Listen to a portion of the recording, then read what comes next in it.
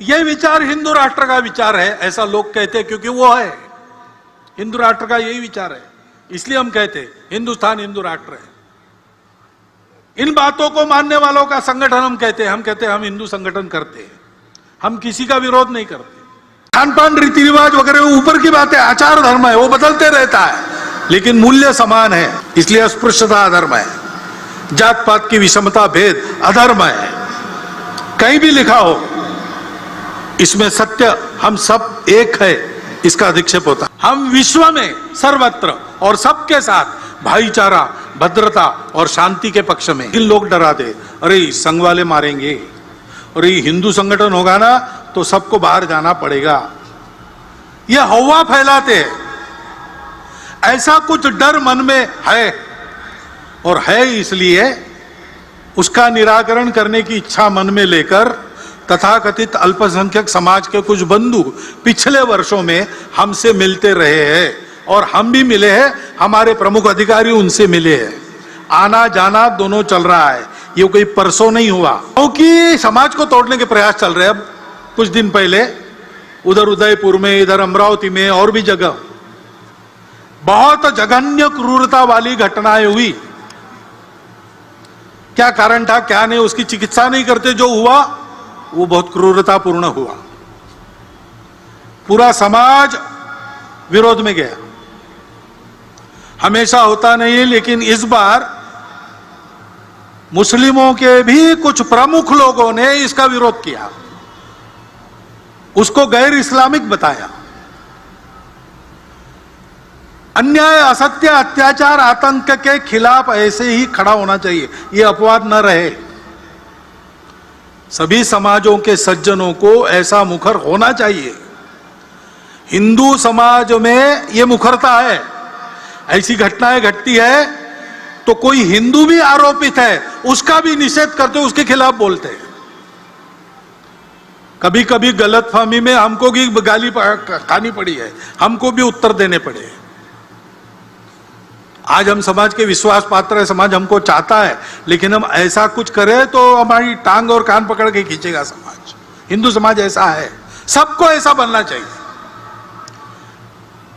जो गलत है, कितना भी प्रोवोकेशन हो, कितना भी उकसावा हो, कानून के मर्यादा में रहना चाहिए, संविधान की मर्यादा में रहना चाहिए। अपना आचरण उसके बाहर नहीं जाना चाहिए। वो हम सब ने मिलकर अपने ऊपर लाद लिया अनुशासन है, उसका पालन करना ही चाहिए। नहीं करते तो गलत आचरण है, उसके खिलाफ मुखर होना चाहिए। ये मुखरता समाज का स्वभाव बनना चाहिए। इसके नियंत्रण में सक्रियता और सहयोग समाज का स्वभाव बनना चाहिए, इसकी आवश्यकता है।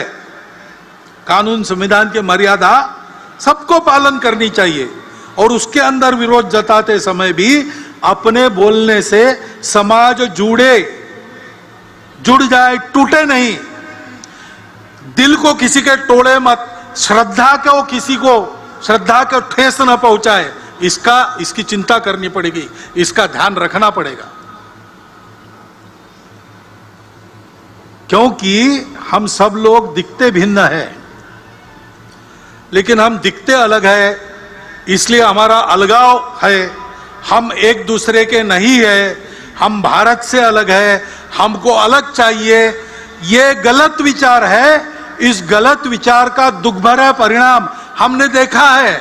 ऐसा गलत विचार करने के कारण भाई टूटे, धरती खोई, मिटे धर्म संस्थान, ये प्रसंग हुआ। हमको फिर से उस रास्ते से नहीं जाना है। हमको एक रहना है, हमको एक रहना है, तो हमको भारत होना है। हम भारत के हैं, हम भारत के पूर्वजों के हम भारत के संस्कृति के हैं, हम भारत के पूर्वजों के हैं। हम चाहे पंथ संप्रदाय से अलग अलग हो, भाषा प्रांत से अलग अलग हो, खान पान रीति रिवाज अलग अलग हो, हम समाज और राष्ट्रीयता के नाते एक है। यही हमारे लिए तारक मंत्र है। ये स्वतंत्रता का 75वां वर्ष है। योगी अरविंद, उनका भी जन्मदिन 15 अगस्त का ही था। तो 15 अगस्त 1947 को उन्होंने एक संदेश दिया। उसमें उन्होंने 5 स्वप्न अपने बताए। पहला स्वप्न था स्वतंत्र अखंड एकात्म भारत।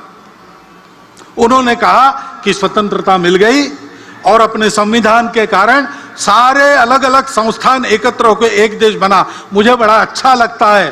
परंतु पाकिस्तान हुआ, भारत का विभाजन हुआ, इसके कारण हिंदू मुसलमानों की खाई दूर होने के बजाय एक नई शाश्वत राजनीतिक खाई बन गई। ये गलत हो गया।